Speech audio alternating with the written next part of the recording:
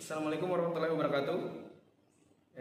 Kembali lagi ke Lab Fisika Dasar. Hari ini kita akan melakukan praktikum mengenai dasar-dasar pengukuran.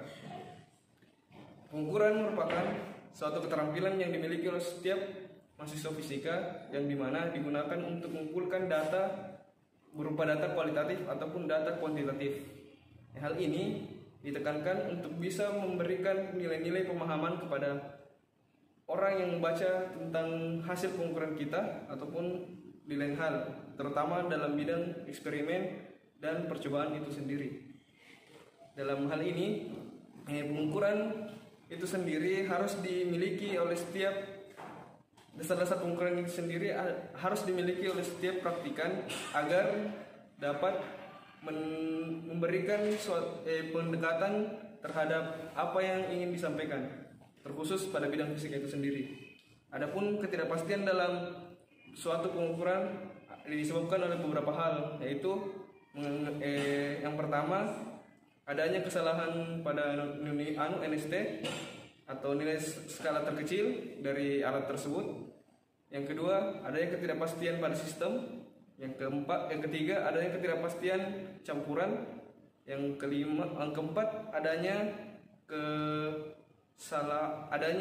ketidakterampilan dari seseorang.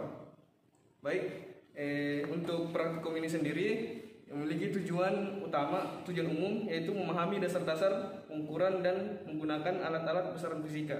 Yang kedua, menjelaskan dan menentukan NST dan tingkat ketelitian pada alat ukur. Yang ketiga, mampu menggunakan dan mengoperasikan beberapa alat ukur dasar. Yang keempat, mampu menentukan ketidakpastian pada hasil pengukuran tunggal, berganda, dan campuran.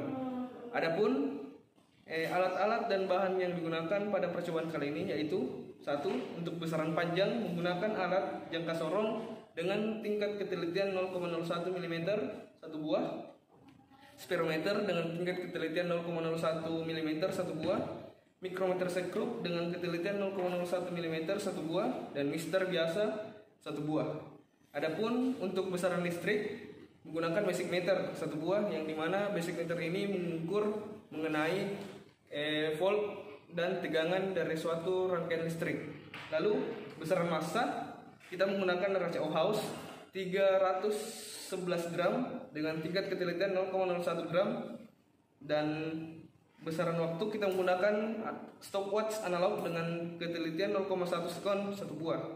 Lalu besaran suhu kita menggunakan termometer Celcius dengan ketelitian 1 derajat Celcius, dan besaran tambahan dan contoh-contoh lainnya. Bahan yang kita gunakan pada percobaan ini yaitu menggunakan balok silinder, tabung kaca, kabel penghubung, tali, statif, ban, air secukupnya, kaki 3, kaca asbes, balok kaca, dan pelan paralel. Baik, mungkin itu saja penjelasan mengenai praktikum kali ini. Kita lanjutkan dengan tahap percobaan pada penggunaan alat ukur untuk dasar-dasar pengukuran. Terima kasih. Oke, kita lanjut untuk praktikum pada percobaan dasar-dasar pengukuran. Alat yang pertama kita gunakan adalah jangka sorong. Jangka sorong ini digunakan untuk mengukur kedalaman, lebar luar, dan lebar dalam dari suatu benda. Adapun cara pengukuran pada jangka sorong ini yaitu sebagai berikut. Untuk pengukuran pada bagian diameter luar dengan cara seperti ini, lalu dilakukan penguncian pada alat ukur. Setelah itu melihat titik 0 yang ada pada nonius pada angka apa, pada garis mana dia menunjukkan. Lalu melihat pada nonius yang mana garis yang sejajar dengan pada skala utama. Setelah itu kita lihat angka yang berdempetan dengan angka 0 adalah penunjukan skala utama.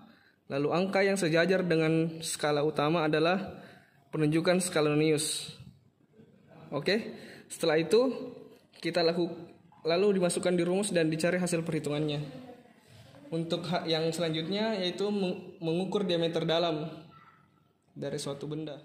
Mengukur diameter dalam seperti ini dan dilakukan seperti hal yang tadi. Lalu cara mengukur diameter kedalaman dari suatu benda adalah dengan seperti ini.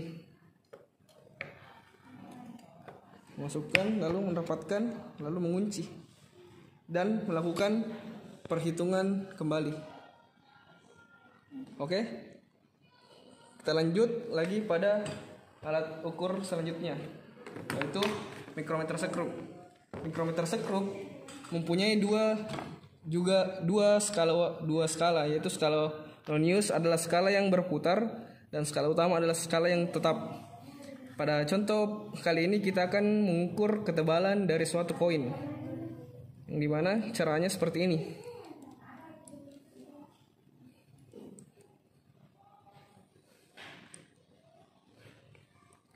Cara melihat skala utama, penunjukan skala utama yaitu dengan melihat garis mana yang paling berhimpitan dengan lingkaran dari suatu lingkaran skala Nonius. Lalu setelah itu untuk penunjukan skala Noniusnya, garis mana dari skala Nonius yang berhimpitan dengan garis pada skala utama.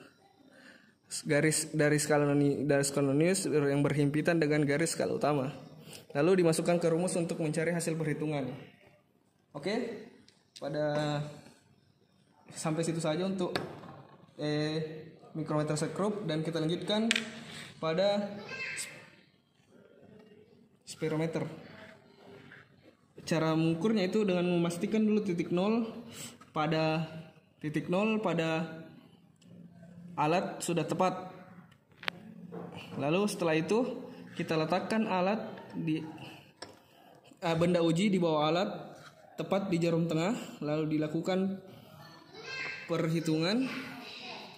Setelah itu kita paskan antara jarum tengah dengan tepat berada di atas benda uji, lalu jarum lain tetap berada pada bidang datar. Setelah itu kita memperhatikan skala utama yang ada. Skala utama yang ada pada alat kita lihat dari penunjukan skala utama, kita lihat dari piringan bagian atas yang menunjukkan garis skala. Lalu untuk skala Noniusnya kita melihat dari atas seperti ini. Bagaimana pada bagian yang garis mana yang ditunjukkan oleh skala utama. Dari situ kita bisa melihat penunjukan skala Noniusnya, lalu dimasukkan pada rumus untuk mencari hasil perhitungan. Baik, kita lanjutkan ke mistar. Mistar digunakan untuk mengukur panjang dan lebar atau besaran panjang suatu benda. Cara menggunakan mistar yaitu dengan menempatkan ujung benda yang diukur di titik nol, lalu melihat sampai batas mana tepian sebelah dari benda tersebut menunjukkan di skala mistar, lalu dimasukkan di rumus untuk menghitung hasil pengukurannya. Seperti itu. Oh ya, saya lupa. Tadi pada spirometer merupakan alat yang digunakan untuk mengukur ketebalan dari suatu benda. Ya, kita lanjut lagi.